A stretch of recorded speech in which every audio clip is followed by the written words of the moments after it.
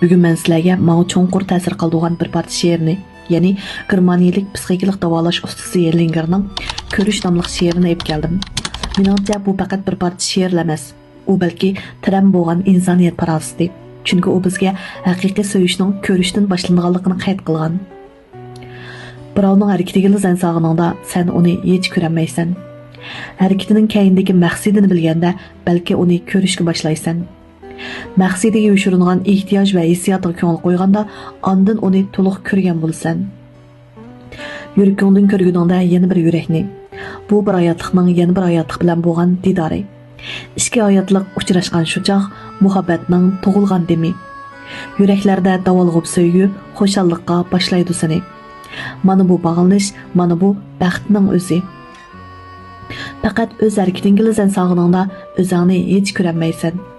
Harakatingning keyindagi maqsadingni to'yganda balki o'zingni ko'rishga boshlaysan. Maqsadingga yoshirilgan ehtiyoj va hissiyotni bilganda ondan o'zingni to'liq ko'rgan bo'lsan. Yurakingdan ko'rguningda taqdingdagi haqiqatni, hayotlikning mehmon bo'ladi qalbingga. Muhabbatmu zohir bo'ladi kulmangda. Tomur-tomurlaringga tarab harorat, bir jimjitlik hukm surar teningda. Mana bu sevgining tug'umi, ko'rish u muhabbatning ulug'i. Kişilik turmuşda biz daim yüzaki muamelada yaşaymiz. Başkalarının hareketiga sen silishga odatlanib ketdik. Ammo hareketning keyindagi maqsadni ko'p bolalarda bilib bo'lolmaymiz. Jonlarning kod-kodidan zerikimiz. Balalarning varang-churungidan beshimiz og'riydi. Sevgimizning ufsunishlarining tegiga yetolmaymiz. Ammo dal mushu hareketlarning keyiniga ularning bizga bo'lgan muhabbati, talpinishi, ehtiyoji yoshiringan bo'lishi mumkin. Biz bularni ko'rishga boshlaganda muhabbat ondan boshlandi. Hellingerning bu bir parcha she'ri bizga shuni eskartirdikin, haqiqiy muhabbat ko'rishdan boshlandi. Biz birovning harakatining keyindagi maqsadini va uning qalb taqdiriga ehtiyoj va hissiyotini bilganda, ondan ularni tushuna olamiz. Bu xil tushunishning o'zi muhabbatning boshlanishidir. O'zimizni ko'rishmi muhabbatning muqaddimasi.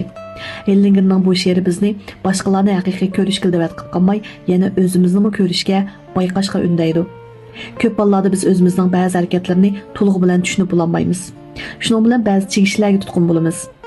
Harakatimizning keyindagi maqsadni, qalbimizning taqdiridagi ovozini olganda, ondan o'zimizni qaytadan tanishga boshlaymiz. Siz aldirashchilik dastidan qalbingizning ovozini anglay olmayotgansiz. Siz qo'rquv sababli orzuyingizdan voz kechishga majbur bo'lyapsiz. Siz boshqalarning bahosi sababli o'z qimmatingizni inkor qilyapsiz. Bulardan o'zingizni to'xtating. Tinishlaning. Qalbingizning ovozini anglab yiqing. Siz o'zingizni haqiqiy ko'rishga boshlaganda, ondan o'zingizning suyulish, tushunishga arziydigan inson ekanligini his qilasiz. Ko'rish orqali dunyoga illiqlik beraylik. Do'stlar, bugundan boshlab biz yuragimiz orqali boshqalarni ko'rib boqaylikmi? Shunday qila olganda biz kunlarimizning suyunishga to'lganligini, turmushimizning go'zallashayotganligini his qila olishimiz mumkin. Hammamizda shunday bir ko'rish iqtidori bo'lsin, shu orqali kishilarni tushunaylik, dunyoni bilaylik. Texmi go'zal bo'lgan dunyamizni barpo qilaylik. Ma'qul emsa, omon bo'linglar.